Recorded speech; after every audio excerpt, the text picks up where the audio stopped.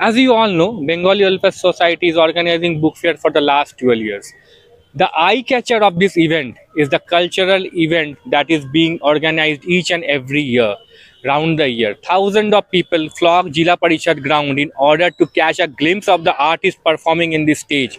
And the stage is of great importance for the Dhanbad people because they get to feel the touch of the artist from Kolkata and adjoining areas. And behind all this, all the kudos, all the credit goes to the Cultural Secretary of Bengali Welfare Society for organizing such magnificent cultural activities each and every year. Today we have with us Mrs. Sutapa Sengupta, Cultural Secretary, Bengali Welfare Society. Ma'am, we are very privileged to have you. First of all ma'am, আপনি একজন শিল্পী আর আপনার মানে সুপারভিশনেই এত বড় ইভেন্টগুলো Bengali welfare society আজ থেকে না, বিগত 12-13 বছর ধরে করে চলেছে। আমার প্রথম প্রশ্ন ম্যাডাম, এখন সবাই বলছে কি AI is a part of a future, without AI we can't step ahead. কিন্তু আমার বলার প্রশ্ন ম্যাডাম কি এআই যেমন পজিটিভ তেমন নেগেটিভও। একজন খুব প্রতিভাশালী ব্যক্তি সে কিন্তু পিছিয়ে যাচ্ছেন, অনেকজন কিন্তু এআই এর প্রভাবে তাকে আউটসাইন করে দিচ্ছেন। এই বিষয়ে আপনি কি বলবেন? এটা একটা আমি নিশ্চয়ই আমি আর্টিফিশিয়াল ইন্টেলিজেন্সের এগেইনস্ট আমি কিন্তু নই, কারণ প্রবলেমটা হবে দেখুন যারা ভুল কাজ করছে সেটা আলাদা, এবার ক্রিয়েটিভিটির সঙ্গে যদি এআই এর কম্পারিজন হয়, ক্রিয়েটিভিটির কিছু এসে যাবে না। আর্টিফিশিয়াল ইন্টেলিজেন্স মানুষ বানিয়েছে, ক্রিয়েটিভিটি কিন্তু মানুষ এআই করতে পারবে না। হ্যাঁ, যেমন আজকে আমি এই যে হয়তো আমার মতন একজনকে তৈরি করে দিতে পারলো, আমার কণ্ঠ তৈরি করে দিতে পারলো, কিন্তু ব্যাপার আমার বলে না, যে কোনো মানুষের করে দিতে পারলো, যে কোনো যারা শিল্পীর করে দিতে পারলো। সেটা দিয়ে শর্ট টার্ম হয়তো কিছু দিয়ে হতে পারে, কারণ এটা না সবসময় চেঞ্জ হচ্ছে। ছোট একটা বয়সে আমি ধরো কোনো কবিতা বলছি, সেটা কিছুদিন বাদে সেই আমার রিয়েলাইজেশনটা আমার পাল্টে যাবে, আমি কিন্তু পাল্টে যাব। এবার যারা সত্যি করে শুনছে বা করছে তারা কিন্তু ধরে ফেলবে ব্যাপারটা। এবার আরেকটা ব্যাপার হচ্ছে আর্টিফিশিয়াল ইন্টেলিজেন্সে আজকেও যেমন ধরো আমি খুব লাইটলি বলছি যে একটা ধর্মেন্দ্র, হেমা মালিনী এরকম একটা করে তাদের ক্লোজ, কারণ সবার ভাল লাগে ওরকম একটা দেখতে, কিন্তু এটা কি বিশ্বাসযোগ্য? এবার সেটা হচ্ছে মানুষকে ভাবতে হবে। প্রবলেম কাদের হচ্ছে? যারা আইটি সেক্টরে হবে তাদের জন্য অফকোর্স এটা একটা প্রবলেম, যাদের জব আইটি নিয়ে তাদের যেটা, কিন্তু যারা এই সায়েন্সটাকে তো অস্বীকার করতে পারি না, এটা খুব ভীষণই ভালো, এটাকে গুড ওয়েতেও তো ইউজ করা যায়, ভীষণ ভালোভাবে ইউজ করা যায়, যেমন করছে যে বহু যুগের যারা তাদেরকে নিয়ে যে আনছেন, এই যে তাদের সৃষ্টি করছে, এগুলোর মধ্যে তো কোনো অন্যায় নেই, এটার মধ্যে কোনো রকম আমি এটা তো বলবো অ্যাডভান্টেজ সবকিছুরই তাই, যে অ্যাডভান্টেজ আনতে পারবে, অ্যাডভান্টেজ সায়েন্স সবসময় তাই, অ্যাডভান্টেজও হতে পারে আবার ডিসঅ্যাডভান্টেজে যারা নেগেটিভ পজিটিভ মিলিয়ে চলে। আর ক্রিয়েটিভিটির মধ্যে কোনো কিচ্ছু হতে পারবে না, কারণ সবচেয়ে বড় কথা আমার ভুল হতে পারে, সেই ভুলটা কিন্তু একটা মানুষের হতে পারে, ওর মেশিনের হবে না। এখানেই তো পার্থক্যটা হয়ে যাচ্ছে। আজকের যুগে যখন আমরা কোনো কিছু পড়তে হলে পিডিএফ ডাউনলোড করতে অভ্যস্ত, সেই সময় দাঁড়িয়ে আজকে আমরা এই ডিজিটাল এজে বুক ফেয়ার অর্গানাইজ করছেন আপনারা, এটা কতটা চ্যালেঞ্জিং?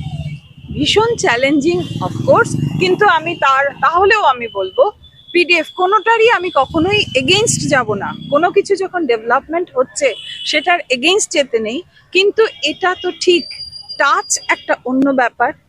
পিডিএফ ধরো তোমারই নিউজ পেপারটা, আমি ভীষণ ফলোয়ার, ভীষণভাবে তোমার নিউজ পেপার বলো কোনো একটা, এই যে কেন আমরা এদের জন্য অপেক্ষা করছি? এদের তো নিজেদের সাইট আছে, এদের অ্যাপ আছে, এদের নানা রকম আছে, সেখানে এদের সবকিছু পড়া যায়, তারপরে নানান রকম অ্যাপ থেকে নানা রকম আজকাল করা যায়, কিন্তু সেই ফিলিংসটা কোথায় হয়? সেইটা এই যে কোনো আমাদের ধরো কিছুই না, একটা প্রিয়জন, আমি আমার ভাইকে খুব ভালোবাসি, এবার ভাইয়ের ছবিটা দেখে যতটা গুড মর্নিং গুড ইভিনিং করে যতটা না হবে আমার, তার থেকে ভাইয়ের সঙ্গে সামনাসামনি কথা বলে অনেক বেশি আনন্দ হবে। নিজেই ভাবো, হয়তো এই জিনিসটা নিশ্চয়ই ফিল করো, প্রত্যেকেই আমরা আমাদের জীবনে ফিল করব। এতটাও মেকানিক্যাল হয়ে যাওয়া উচিত না যে আমাদের ইমোশনটা শেষ হয়ে গেছে, খালি ছবি দেখলেই দারুণ দারুণ আনন্দ হবে। কিন্তু এটাও ঠিক, এটাও তো দরকার, কারণ আজকের দিনে ধরো এই যে গ্লোবালাইজেশনে অনেকে আমরা কানেক্টেড হয়ে গেছি, বহু দূরে দূরে যারা রয়েছে। আর অ্যাফোর্ডেবিলিটি নেই, তো সবসময় আমি ভাবলাম আমি চললাম ক্যালিফোর্নিয়া, নট পসিবল আমাদের দেশে। এটা আমরা যেখানটা দাঁড়িয়েছি, কারোরই উচিতও নয় এই ধরনের করা, কিন্তু আমি তো থ্রু টেকনোলজি তার সাথে যোগাযোগটা করতে পারছি, সেটাও একটা প্লাস পয়েন্ট। আর পিডিএফ থেকে অনেক কিছুই পড়াও যায়, পড়ারও অনেক কিছু আছে পিডিএফ থেকে সবকিছু। তাছাড়া তবে বইটা কিন্তু পড়তে হবে, কারণ বই পড়াটা বিশেষ করে আজকের যে সময়টা এসে দাঁড়িয়েছে না, যতটা সম্ভব, বিশেষ করে এই ইমিডিয়েটলি একটা নেটফ্লিক্সে অ্যাডোলেসেন্স বলে একটা ওটিটি এতে এসছে। আশা করি তোমরা জানো যে সেটা বেরিয়েছে। অসাধারণ সোশ্যাল মিডিয়ার কি এফেক্টটা, কারণ তোমাকে আমাকে একটা ম্যাচিওর লোক না চাইলে ডেলিভারেটলি আমরা খারাপ হব, কিন্তু সে ডেলিভারেটলি না, তাকে ওই মেশিনটা খারাপের পথে, কারণ স্ক্রল করতে করতে বহু কিছু হয়, দেখেই নাও। আমরা কি করি, হয় অ্যাভয়েড করি ম্যাচিওর পার্সন, আর নয়তো আমরা এটা নিয়ে অনেক রকম নানা রকম যেগুলো করি সেগুলো করি, কিন্তু সেই বাচ্চাটা কিন্তু সেটা বুঝবে না। তাই অ্যাডোলেসেন্স পিরিয়ডে এইটা কিন্তু একদম কম্পালসারি করা উচিত যে বই পড়তে হবে। তাই দেখুন বই কি পড়া সহজভাবে আপনি এত বড় জিনিসটাকে আমাদের কাছে তুলে ধরলেন, কি what is the difference between physical book and what is the difference between e book. আপনি কত সহজভাবে আমাদের বোঝালেন কি একটা ফোনে কাউকে গ্রিট করা আর কাছে থেকে কাউকে গ্রিট করার মধ্যে যে ডিফারেন্সটা, সেই ডিফারেন্সটাই মানুষ পাবে একটা ফিজিক্যাল বুকে হাতে নিয়ে আর একটা ই বুককে হাতে। একদম তাই। এবার ম্যাডাম আমি একটা কথা বলতে চাই কি বুক ফেয়ার, ধানবাদ বইমেলা একটা বিরাট বড় ইভেন্ট, কিন্তু এতে কোনো সেকেন্ড ওপিনিয়ন নাই কি ধানবাদ বুক ফেয়ারের সব থেকে বেশি নজর কাড়া জিনিস হলো বিডব্লিউএস এর দ্বারা আয়োজিত এই কালচারাল প্রোগ্রামগুলো, যেটা দেখতে সমস্ত ধানবাদবাসী ধানবাদ জেলা পরিষদ মাঠে আসেন। এমনকি তারা সোশ্যাল মিডিয়ামের মাধ্যমে এটা দেখতে চান, বারবার আমাদের কাছে রিকোয়েস্ট আসে কি অমুক প্রোগ্রামটা একবার পাঠাও, ভিডিওটা অমুকটা একবার পাঠাও। তার মানে আমরা এটা বলতে পারছি ম্যাডাম কি এখানকার আই ক্যাচিং হলো এই বিডব্লিউএস এর কালচারাল ইভেন্ট। আমি আপনার কাছে জানতে চাই what is the relation between book fair and organising this cultural event as well as simultaneous. আমার তো মনে হয় না এটার কোনো বিরোধ হওয়া উচিত, কিন্তু আজকের সময় দাঁড়িয়ে, আজকে বলে নয়, যখন বহুকাল আগে থেকেই যে বুক ফেয়ার হয়েছে, তখন কিন্তু আমরা নানান রকম কবিদের এবং বিদেশে যারা নানান রকম তাদের যারা বিখ্যাত লিটারারি পার্সন, ধরো গানের, আমরা কিন্তু চিনেছি বুক ফেয়ার থেকে, কারণ স্টুডেন্ট লাইফে পয়সা থাকে না, বুক ফেয়ারে কম এতে ঢুকে পড়া যায়, যাওয়া কম টিকিটে, সেটা অ্যাফোর্ড করতাম, কারণ বই ভালোবাসি, সেটাই একটা আসল ব্যাপার। সেইটার জন্য আমরা কিন্তু মানে যত রকমের শক্তি চট্টোপাধ্যায়, সেই এই যে যাদের কবিতা আজকে আমরা বলছি, তাদের সমস্ত কিন্তু বুক ফেয়ারই পেয়েছি, কারণ আমাদের পক্ষে অ্যাফোর্ড করা সম্ভব ছিল না যে তারা যেখানে অনুষ্ঠান করছে সেখানটায় যাওয়া। তারপরে ধরো এই থিয়েটার বলো, থিয়েটার পার্সনস গুলো যাদের আজকে দেখছো ধানবাদে নিয়ে আসা হচ্ছে, কিংবা যুগ যুগ ধরে যেখানেই আছে, তাদেরকে আমরা দেখেছি কিন্তু বুক ফেয়ারে। তারপরে সুচিত্রা মিত্র, এই ধরনের এই সব লেভেল যে গানের এই সমস্ত, তারপরে নাচে নানা ধরনের, সবাইকে কিন্তু আমরা সব দেখেছি এরকম ওপেন এতে। তো তাহলে বিরোধ কোথায়? আমরা বই ভালোবাসি, আর ব্যাপার হলো এটাই। হ্যাঁ, এবার এমন যেন না হয় যে কালচারে এইটাতেই খালি বই পড়া যার হ্যাবিট নয়, তাকে তুমি কিন্তু দিতে পারো না। প্রিচ ইনজেক্ট করতে হবে ছোটদের জন্য বলছি, কারণ সোশ্যাল ক্রাইসিস, তারা যেন নষ্ট না হয়, ফিউচার ওদের ওপর। এবার আমরা যারা ডেলিভারেটলি করছি না, সেটা তো আমরা জেনে বুঝে করছি না, কারণ এটা তো 8টা 8:30 আমরা একটা টাইম রাখি, তারপর থেকে ইয়ে হয়। আর এবারে ম্যাম ওটা তো একটু ভালো যেটা করতেই জিজ্ঞেস হবে। করছি যেটা সেটা হ্যাঁ। একটু বিতর্কিত। হ্যাঁ, নিশ্চয়ই। যেমন ম্যাডাম ইন্ডিয়ান ক্রিকেট টিমের ক্যাপ্টেন, জিতলে পারে ওয়েল গুড, হারলে পারে কিন্তু ক্রিটিক্স। আপনি cultural secretary Bengali welfare society, এত বড় কালচারাল ইভেন্ট, আপনার কাছে অনেক শিল্পী আসে ম্যাডাম আমার একটা প্রোগ্রাম, আমার একটা প্রোগ্রাম, আমার একটা প্রোগ্রাম। বাছাই করাটা খুবই কঠিন, আর বাছাই করলেই একজন না একজনের কাছে আপনি খারাপ হয়ে উঠবেন, একজনের কাছে আপনি ভালো হয়ে উঠবেন। এই কাজটা কতটা কঠিন? দেখো প্রসূন, আমি মনে করি আমি জীবনে সবাইকে প্লিজ করার জন্য জন্মাইনি। এবার আমার focus always good, doing something for society, something good. তো এবার সেইটা যদি ফলো করতে হয় তাহলে সবার প্রিয় হয়ে থাকা থাকা যাবে। ইম্পসিবল ব্যাপার।